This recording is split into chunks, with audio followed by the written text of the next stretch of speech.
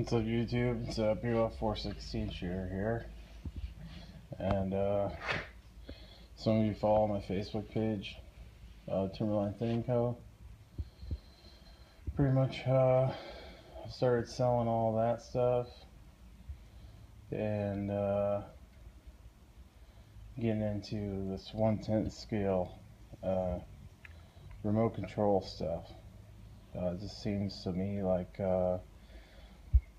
it seems like it's a lot more fun because,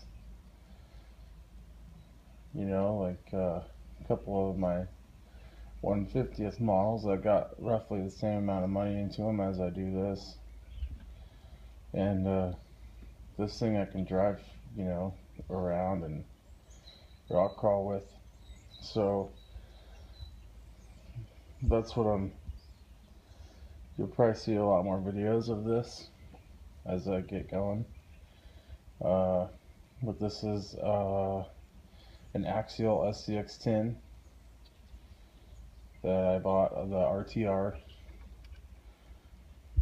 I'm not super good with electronics yet. I think I'm good enough for this hobby. I just don't have a lot of confidence in myself yet.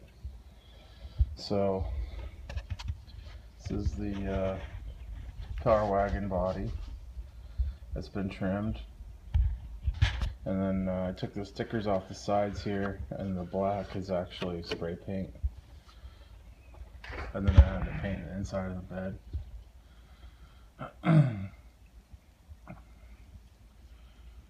These are Motorworks racing wheels and beadlocks. I just have the stock axial hubcaps in there, the nut caps in the center, because it's 8 little bolts, 1.5mm bolts on each one of those to take them on and off. They look killer, but I'm doing a lot of experimenting with different tire setups, and then like with these wheels, I didn't want to vent the wheels, so I vented these tires, and you can see under the weight of the truck, they're squished down pretty good. Oh, let's hang on a second here. I'm running these nickel metal hydride 3000 milliamp hour batteries, and you know, with the stock electronics, I've been getting about you know, close to 2 hours out of a battery, so that actually isn't too bad. This is what I'm running for radio. It's the Spectrum DX4C, and I bought this because it has a screen. Okay, and the RTR Axial SCX10s now come with a tactic radio, and it is a 3-channel, but I couldn't figure out how to get the 3rd channel to work. So I figured, in lieu of, I'm probably going to keep moving forward in this hobby with multiple trucks, you know, maybe multiple different setups on trucks. I can do that with the DX4C. I think I can program 10 different vehicles into it, and then you can set these switches. You know, you can set it up as a linear 3rd channel, or a 2-way switch, or a 3-way switch, and I've been reading about that quite a bit. My winch controller should be here sometime this week, so I figure I'll start doing videos again on YouTube. But let me get the body off of this truck, and I'll show you what I've done to it so far. Of course, that's the RC 4-wheel drive bumper, and the officially licensed Warren 9.5 CTI winch from RC 4-wheel drive. So give me a second, and I'll get the body off this truck. Okay guys, we're back already. I got the body off the truck, and this is what it looks like. Everything's in the stock location still. I got some big old roll of lead right here. That's one of those things I was saying I was experimenting with the other day. I got a little pile of 3/4 minus beside the house that I've been crawling up. You know, I'm trying to figure out what does best, you know, what kind of weight distribution do I need. And every little bit changes it quite a bit. But that's more for a later date. I got the RC 4-wheel drive rear bumper here. I'm running the King shocks with the reservoirs on them. I'll put oil in these, just a few drops to keep them lubricated. But these seem to be really good shocks. I got the back all the way backed off because it's not as heavy as the front. Running the Vanquish titanium links on the 4-link setup and the MIP steel drive shafts. This thing's a beast. Sorry about the interruption. Like I was saying, got the MIP drive lines on here, and if you're running the stock axial guard here, I had to cut that for it to clear. And I mean, you can see that it still rubs,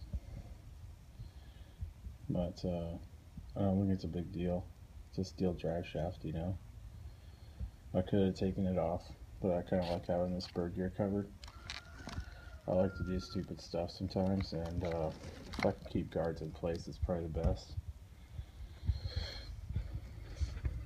Now the ESC there, I need to get some double-sided tape and tape that back on instead of zip strips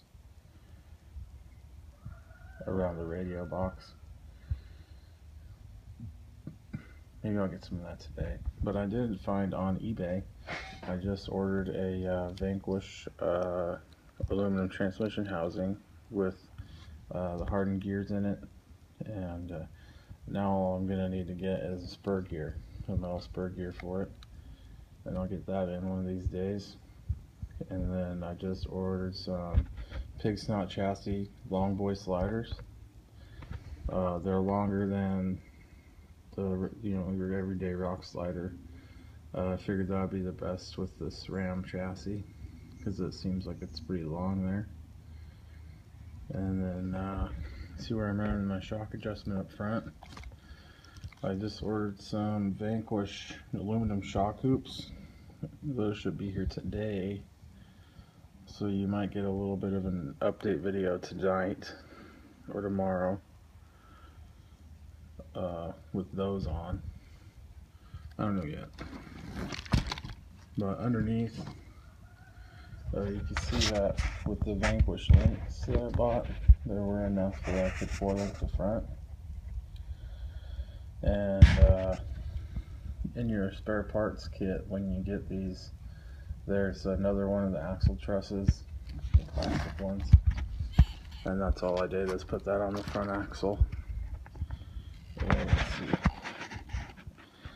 But with the servo being on the axle, you only get 2 mounting points for the servo plate, and it does move the axle forward a little bit. So let's see if we can see it again.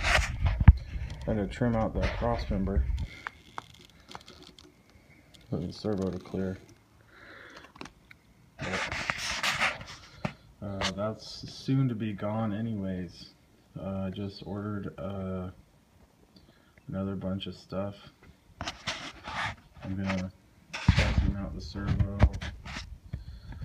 put some SSD D60 axles under this, and I went with the hardened axial pinion and the ring gear for inside the new axles. I've already got the axial upgraded aluminum tie rod and drag link, so that's a pretty nice piece. But I did go through and grease these axle housings. There's grease inside of them. I took it down to the river the other day and pulled them apart, and there was quite a bit of stuff that got inside of there. So I definitely do, from a new guy at RC to another, possibly newbie in RC, I definitely recommend greasing your axle housings. But that's what I got so far. Thanks for watching. If you got any questions, I guess let me know. Try and answer them. And stay tuned for updates.